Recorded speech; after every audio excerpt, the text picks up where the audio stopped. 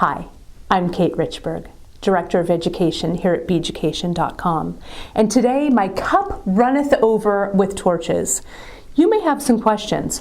Why so many torches, Beaducation? Well, I'm going to tell you. All of these torches are terrific for different uses. They're all butane torches, and they all run off a simple butane canister that just comes right here into the bottom of the torch and fills it. Couldn't be easier. They're all slightly different though and have their own specialized uses. So I'm going to tell you what torch to use for what project. Let's get started. But wait, we can't get started yet. What I want you to do is, when you have some time, hop on over to our free classes and check out our free torch safety class with Iris Sandkuhler. You're going to know everything you need to know about how to use these torches safely. Here are 3 butane torches. So we've got 3 different grades of torches here that I want to talk to you about. They're all terrific torches, but they each have a great specific purpose. So here we have the microtorch. This is the least expensive of the 3 torches that I'm going to share with you, but it's a terrific torch for beginners. So, like all butane torches, there's a stem right here in the bottom that you use the butane canister to fill it, and you can see here's the head. This is where the flame comes out when it's on. Now, this microtorch has a burning temperature of 2,370 degrees. So the flame on this torch is a little bit smaller. It's perfect if you're just doing some simple soldering work, like soldering a jump ring onto a blank, or fusing, or even drawing a bead on a piece of wire for a head pin. When you get the butane torch, as well as the microtorch that I just showed you, they do have a little stand that they sit in, but since I'm laying them down on the table here, I wanted them to lay nice and flat, so I've taken the bases off.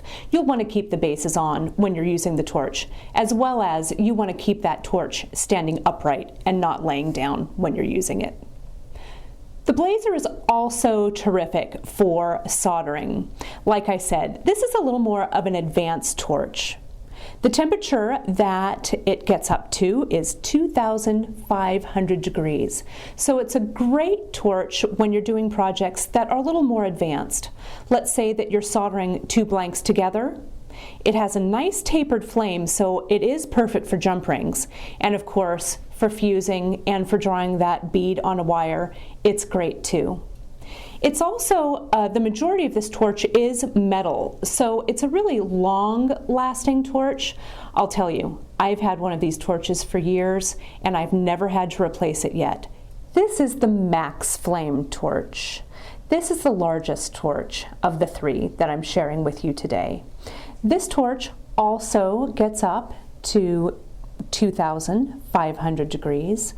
But the difference between this torch and the blazer is, as you can see as I rotate this so you can see the torch head, see how much larger the torch head is on this particular torch? That creates a much larger flame than the blazer. So the width of the flame is actually quite a bit wider. So if you're soldering pieces that are larger, let's say something like this, maybe 1.5 inch square piece of brass with multiple pieces soldered on the front, something like this would take a larger amount of flame or a wider flame to really solder effectively, as well as perhaps a heavy-duty ring band like this copper ring band. That's going to solder in a flash with this Max Flame torch. The blazer torch would work as well, but it's just going to take a little bit longer. You also may be wondering, hey, can I do smaller projects with this torch? And the answer is yes, you can. The flame actually does adjust really well on this torch from very, very long to pretty short. However, I prefer this for larger jobs and that smaller blazer or micro torch for smaller jobs.